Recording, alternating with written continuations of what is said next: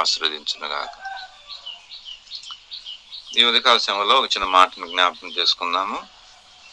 అపోస్తలుల కార్యములు 26 చదువుకుందాం. 26 రాజు ఈ సంగతులు ఎరుగును గనుక అతని ఎదుట నేను ధైర్యముగా మాట్లాడుచున్నాను. వాటిలో ఒకటియు అతనికి మరుగై ఉండలేదని రూఢిగా నేను నమ్ముచున్నాను. ఇది ఒక మూలన జరిగిన కార్యము కాదు. దేవుని స్తోత్రములు. ఈ చిన్న లేఖన భాగాన్ని మన ఇంటిలో దేవుడు దీవించునుగాక.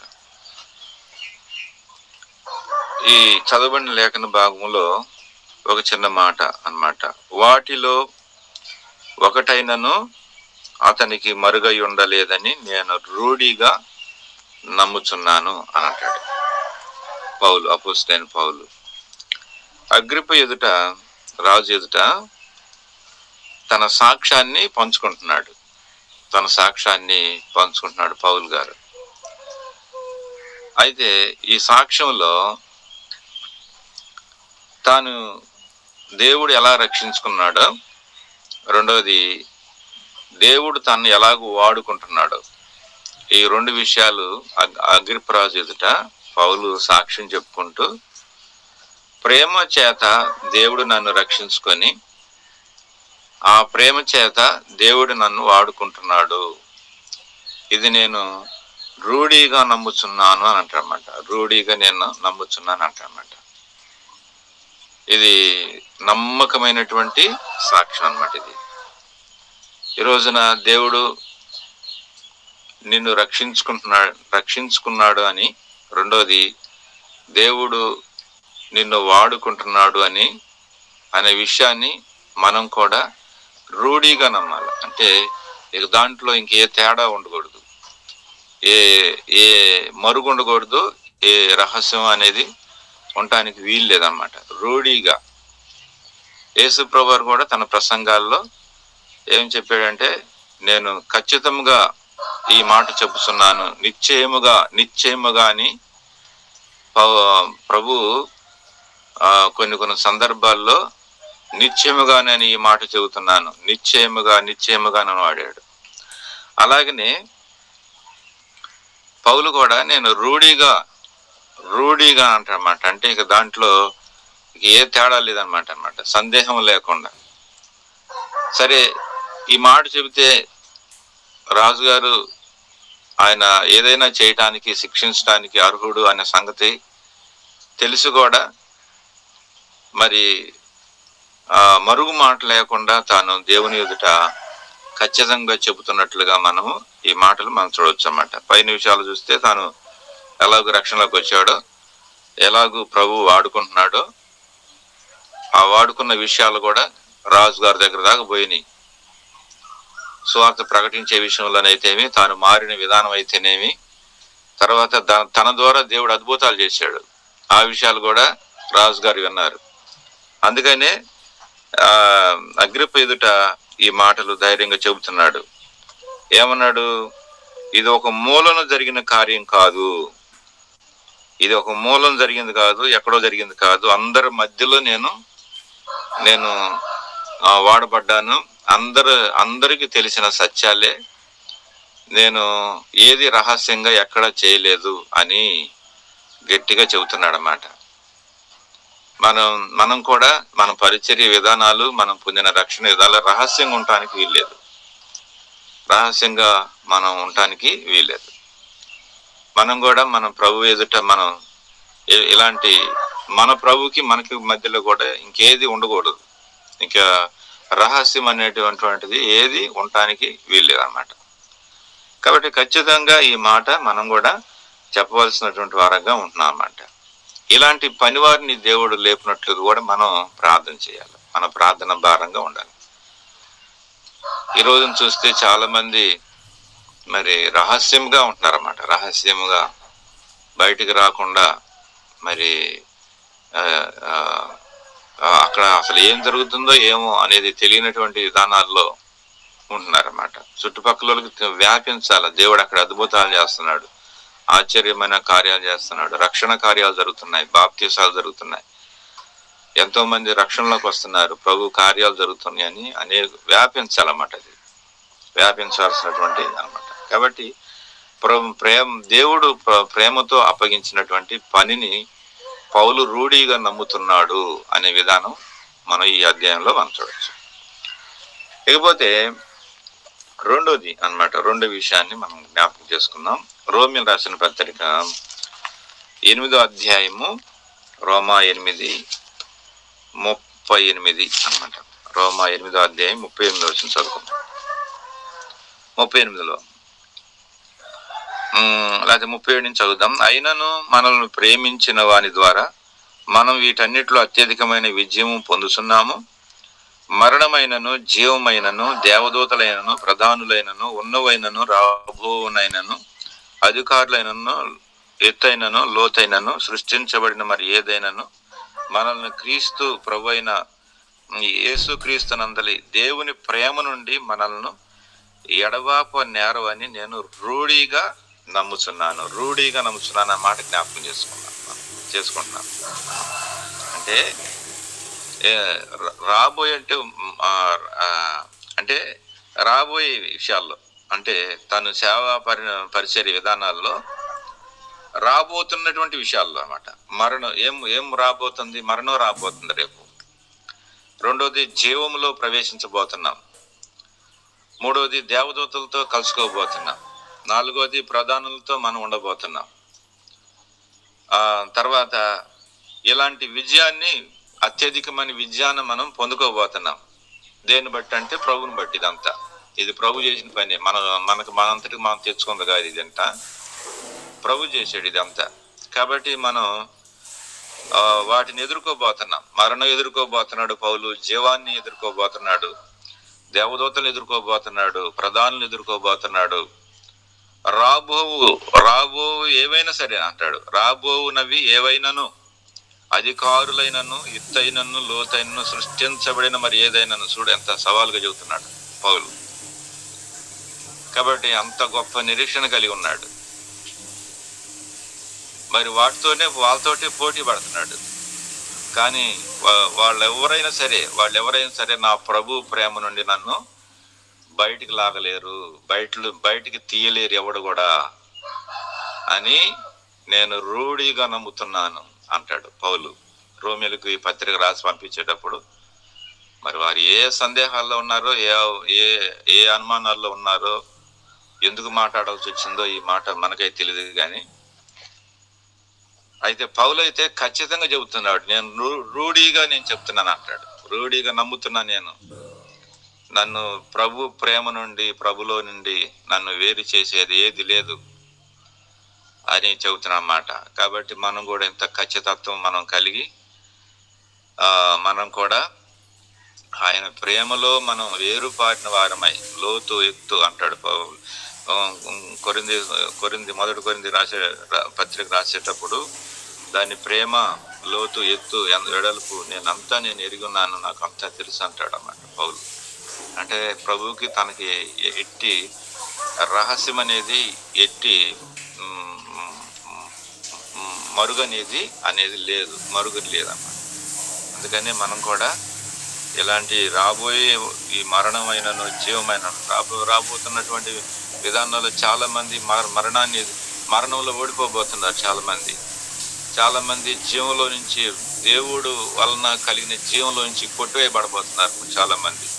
చాలా మంది దేవదూతలు ఇలాంటి పని ఎందుకు చేశావు, ఇలాంటి తప్పు ఎందుకు చేశావు, నువ్వు ప్రభు నమ్ముకుంటే అని అనబోతున్నారు అన్నమాట. తర్వాత ప్రధానుల అధికారులు మాతో ఉండటానికి నువ్వు అర్హుడు కాదని వాళ్ళు కూడా రేపు ఎగతాళి చేయబోతారు. మరి ఇలాంటి విషయాలు ఉంటున్నాయి అన్నమాట. కాబట్టి మరి ఇవన్నిటిని నేను ఎదుర్కొంటున్నాను. ఇదంతా నా ప్రభు ప్రేమే, ఇది అంతటి కారణం నా ప్రభు ప్రేమే అని పౌలు రూఢిగా చెబుతున్నాడు అన్నమాట. నేను రూఢిగా నమ్ముతున్నాను, నా దేవుని ప్రేమ నుండి మనల్ని ఎడబాపేవి, పక్కకు నెట్టే వాళ్ళు ఎవరు లేరు అని నేను రూఢిగా నమ్ముతున్నాను అంటాడన్నమాట. కాబట్టి అలాంటి నమ్మకత్వంతో మనము ప్రభుని సేవించేటువంటి వారంగా ఉండాలి. మన ప్రార్థన అయినా, మన పరిచర్య అయినా మన సేవ అయినా మన సహవాసం అయినా కూడా అలాంటిదిగా ఉంటే బాగుంటుంది అన్నమాట. అలాంటిదిగా ఉండాలి అన్నమాట. మూడో మాట జ్ఞాపకం చేసుకుందాము. పౌలు అనే మాట, ప్రభు ప్రేమను పొందుకున్న తాను ఎంత ఖచ్చితంగా మాట్లాడుతున్నాడు అనే మాటలు, ఈ 3 మాటలు మనకు ఈరోజు ప్రార్థన కొరకై మనకు సహాయపడతాయి. 2 తిమోతి 1వ అధ్యాయము 12వ వచనం. 2 తిమోతి 1వ అధ్యాయం 12వ వచనం.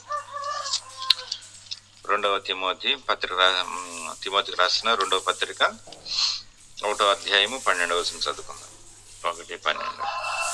ఆ హేతువు చేత ఈ శ్రమలను అనుభవించున్నాను గాని నేను నమ్మిన వాడిని ఎరుగుదును గనక సిగ్గుపడను.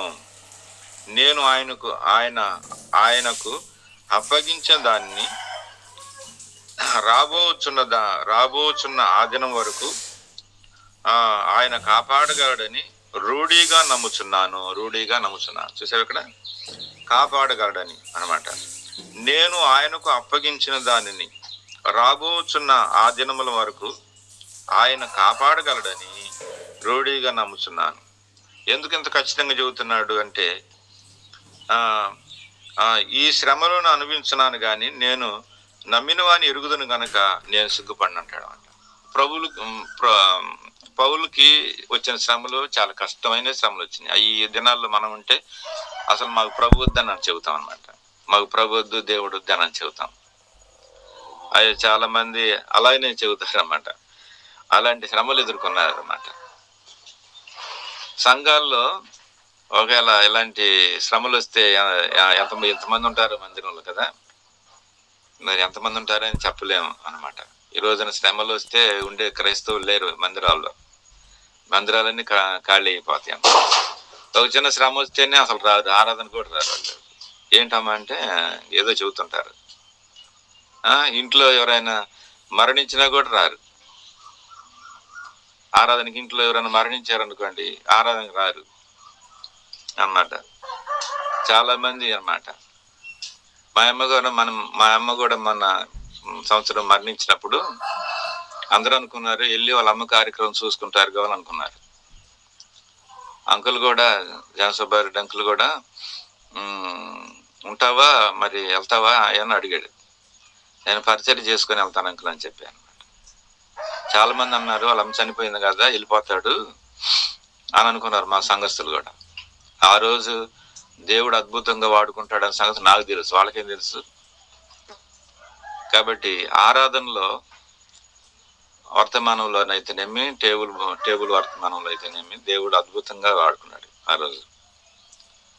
తర్వాత మరి కార్యక్రమాన్ని ముగించుకొని తదనంతరం వాహనాలు మాట్లాడుకొని అప్పుడు వెళ్ళాం. అక్కడికి వెళ్ళి ఆ కార్యక్రమం చేసేసుకొని వెంటనే మళ్ళీ బయలుదేరి వచ్చాం. చాలా మంది ఉన్నారు మళ్ళీ అక్కడే ఉంటాడేమో వాళ్ళ ఊర్లోనే ఆ కార్యక్రమాలన్నీ అయిపోయిందాక అనుకున్నారు చాలా మంది.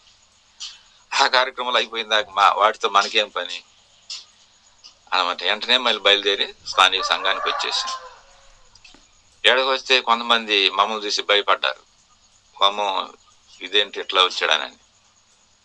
లోకానికి మనం విరుద్ధం, లోకానికి మన వ్యతిరేకులం. మనకు వచ్చే శ్రమల్లో దేవుడిని మహింపరచాలన్నమాట, అంతే. ఎవడేమనుకున్నా పర్లేదులే కానీ రేపు మనం ఎదుర్కోబోతున్నాం ప్రభుని. దేవుడు మనకి ఏదైతే అప్పగించాడో మనం దేవునికి ఏదైతే అప్పగిస్తున్నామో, ఇది కాపాడు ప్రభు, ఇది కాపాడు ప్రభు అని మనం ఆయనకు అప్పగిస్తున్నాం. ఇప్పుడు మనం చేసే అన్ని కూడా అయ్యే కదా ప్రార్థనలు. మన ప్రభు మనకు అప్పగించిన దానిని, మనకేదైతే అప్పగించాడో, ఏ పరిచర్య అయితే అప్పగించాడో దానిని మళ్ళీ తిరిగి ప్రభుకి మనం అప్పగిస్తున్నాం. ప్రభుకి అప్పగించాలి కదా. కాబట్టి ఏదైతే ప్రభుకి అప్పగిస్తున్నామో ప్రభు ఖచ్చితంగా కాపాడుతాడని పౌలు ఇక్కడ నేను రూఢీగా నమ్ముచున్నాను అంటాడన్నమాట. కాబట్టి ప్రభు యొక్క మరి కాపుదల నాకుంది, ప్రభు సంరక్షణ నాకుంది అని ఖచ్చితంగా ఎరగలుగుతూ ఉన్నాడు. ఎన్ని శ్రమలు వచ్చినా, ఎట్టి శ్రమలు ఎదుర్కొన్నా కానీ, ఎన్ని భయంకరమైన పరిస్థితుల్లో గుండా వెళ్తున్నా కానీ ప్రభు నన్ను కాపాడుతాడు అన్నమాట. లాస్ట్కి చిరఛాదనం చేయబడేంత వరకు కూడా ప్రభు నన్ను కాపాడుకుంటాడు, అంతే. నన్ను కాపాడుకునే విధానాలు వేరుగా ఉన్నాయి అని పౌలు అన్ని విషయాలు తెలుసుకున్నాడు ఆయన. అందుకనే ఈ శ్రమలన్నీ నేను అనుభవిస్తున్నాను అన్నట్టు. నాకు వచ్చిన శ్రమలన్నీ నేను ఎందుకు అనుభవిస్తున్నానంటే ప్రభు కాపుదల నాకు ఉంది అంతే. ఎవడి కాపుదల అవసరం లేదు, ఎవరితో నాకు సంబంధం లేదు. నన్ను ప్రభు ప్రత్యేకంగా కాపాడుతాడు. ఆయన కాపాడటానికి సిద్ధంగా ఉన్నాడు. ఆయన కాపాడే విషయాల్లో పక్కకు పోడైనా నన్ను చూసి ముఖం సాటు చేసుకోడు అని రూఢీగా నమ్ముతున్నాను అన్నమాట. కాబట్టి మనం కూడా ఇలాంటి కాపుదల మనం కూడా కలిగి ఉండాలని ప్రభు కోరుతున్నమాట. కాబట్టి మొట్టమొదటిది ప్రేమతో తనకు అప్పగించిన పనిని ప్రభు కాపాడగలడని, అలాగనే మరి దేవుని యొక్క ప్రేమలో నుండి నన్ను ప్రేమ నుండి ఎడబాపేవి ఏవి లేవని, అలాగనే మూడోది దేవుడు నాకు ఏదైతే అప్పగించాడో అది రాబో కాలంలో ప్రభు నన్ను, నా పనిని, నా పరిచర్యను కాపాడగలడని ఆయన రూఢిగా అన్నమాట నేను నమ్ముతున్నానని చెప్తున్నాను అన్నమాట. మనం కూడా మన జీవితంలో ఇటు గొప్ప పౌలు యొక్క అనుభవం మన అనుభవంగా తీసుకొని మనం కూడా ఈ మాటలు చెప్పగలిగిన వారంగా ఉండాలి, ధైర్యంగా ఉండాలి. ఇవి గుణజాలదు మనకి. పౌలు చెప్పిన మాటల్లో మనం కూడా చెప్పాలంటే అంత గుండె చాలదు కానీ చెప్పాలి అన్నమాట. చెప్తేనే ప్రభువుకు మనకి సంబంధం పెరిగిద్ది. మనకి ప్రభుతో మనకు సంబంధం పెరుగుతుంది అన్నమాట. కాబట్టి అలాంటి రూఢి తత్వంలో మనం కూడా మన ప్రభు నడిపించిన గాక. అలాగూ దేవుడు మనకు సహాయం చేసి నడిపించిన గాక. ప్రార్థన చేసుకుందాం. Praise lord. ప్రైజ్ లార్డ్ అన్న.